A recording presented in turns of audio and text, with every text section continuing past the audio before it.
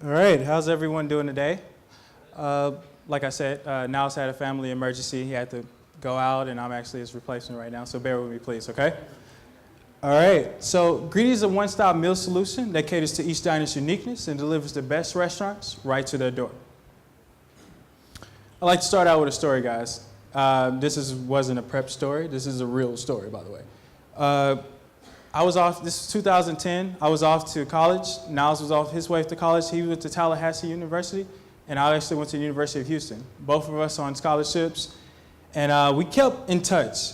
We always called each other, and we talked about our problems and everything we was facing as freshmen in college, especially student athletes. If any one of you have ever been a student athlete, you know the hindrances that we go through day in and day out.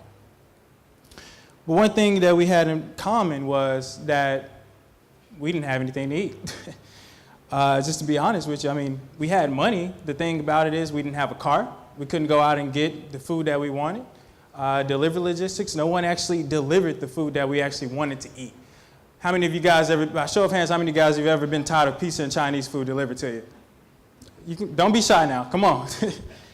All right, so that actually was the way Greedy was formed. Me and Niles found a problem, and we graduated school, and we figured out, well, what's next? We have the opportunity to go out and get jobs, or do we want to actually create something and solve a problem? We solved the problem. We solved the problem not only for college students like us, but we actually solved the problem for business professionals, elderly, anyone that actually wanted food delivered. We actually met Sandeep when we came back home. Sandeep has over 25 years of experience in building software infrastructures, and this is how Greedy was born. So jumping head first into the problem, we have a two-sided, sorry about that, guys. We have a two-sided transaction. We have one side, which is the consumers, and we have one side, which is the restaurant owners.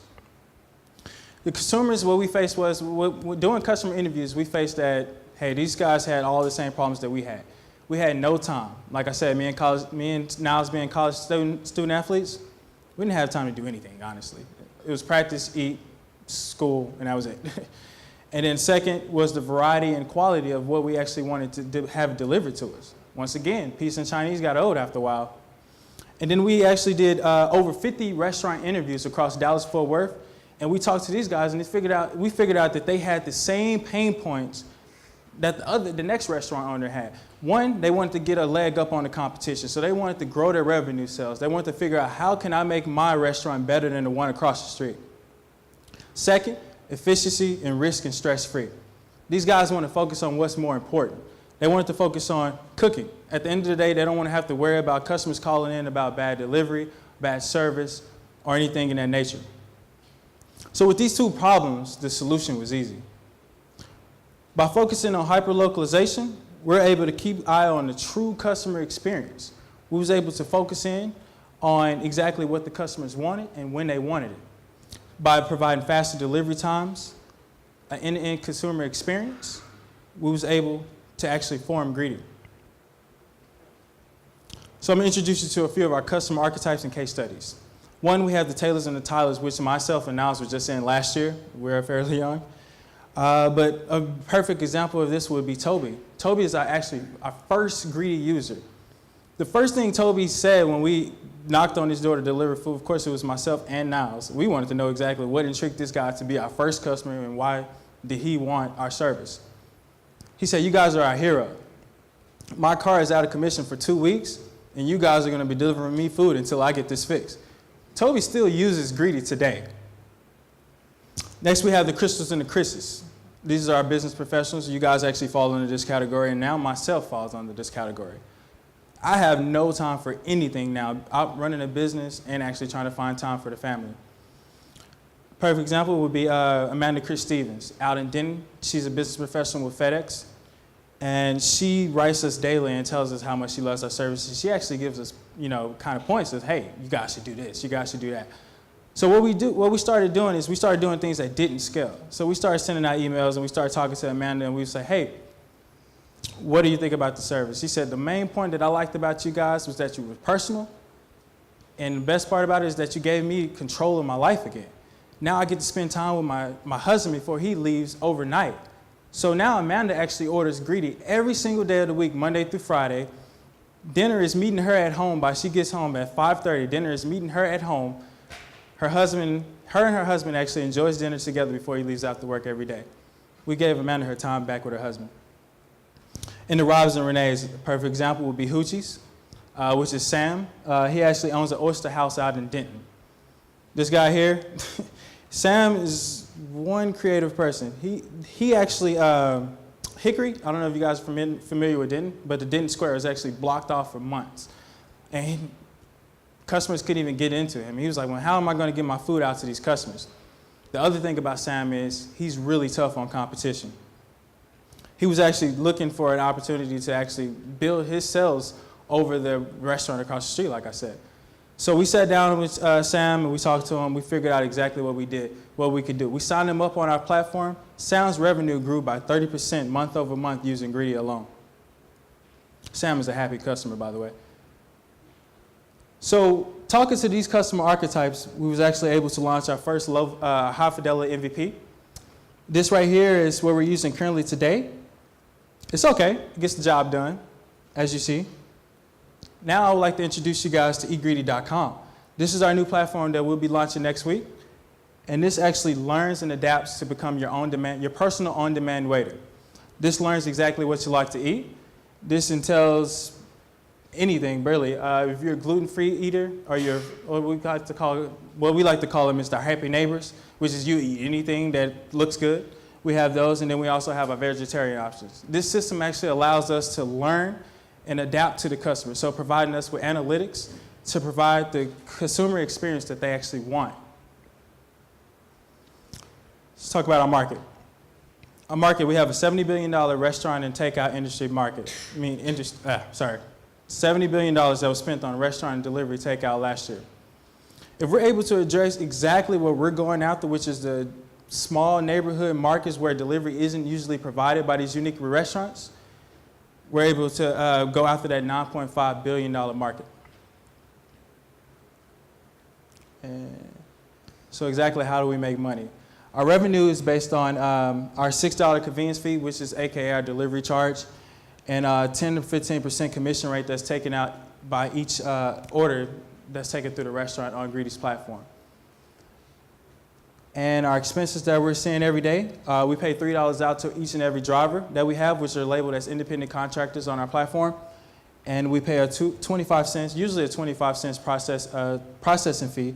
So our total that we're looking for each order is $3.25.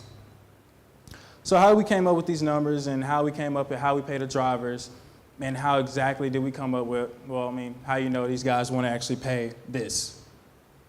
We went out and talked to them. In the last 4 months, we've been in Collide Village Accelerator program, and we followed nothing but the lean startup methodology. We went out and talked to many, many customers. We talked to over 200 customer interviews. Like I said earlier, we did over 50 plus restaurant interviews, and we actually went out, talked to these guys, and ran experiments that was dedicated to each and every pain point that these guys were facing day in and day out. Doing so, just take you guys into a few of our campaigns that we ran in the last 4 months. Our guerrilla marketing campaign, where we actually spent $435 around the universities of North Texas and TWU. We actually got menu booklets, we got flyers. Guys, we literally just got out of college, so you can already tell we didn't have a lot of money. We took all the money that we had, we put it into our infrastructure, and we spent literally $435 on marketing, and we was able to get this. All of this was based on word of mouth marketing and the actual campaign that I just showed you. During that time, we was able to reach a new user growth of 74.8 in the last 30 days. We spent $435 to actually reach the $3.56 customer acquisition cost. Out of that $3.56 per customer, we was able to reach $144 in sales from that $3.56. And I'll go into a little bit depth into that now. So in first experiment, what we did was we tried the personalized option. We talked to the customers. We did things, like I said earlier, we did things that didn't scale. We emailed each and every customer. We gave them a call. We wanted to know how your experience was. We did any and everything that was possible for us to make our service better. Something a big company generally wouldn't do. I mean, has FedEx ever called you guys and asked you how your delivery was, or did you get an email? And it was also probably an automated email. So like on this one right here, our first experiment, we sent a coupon for $2 off the next order, and we asked them how their service was. We did this to 50 new customers, so people that didn't know anything about us.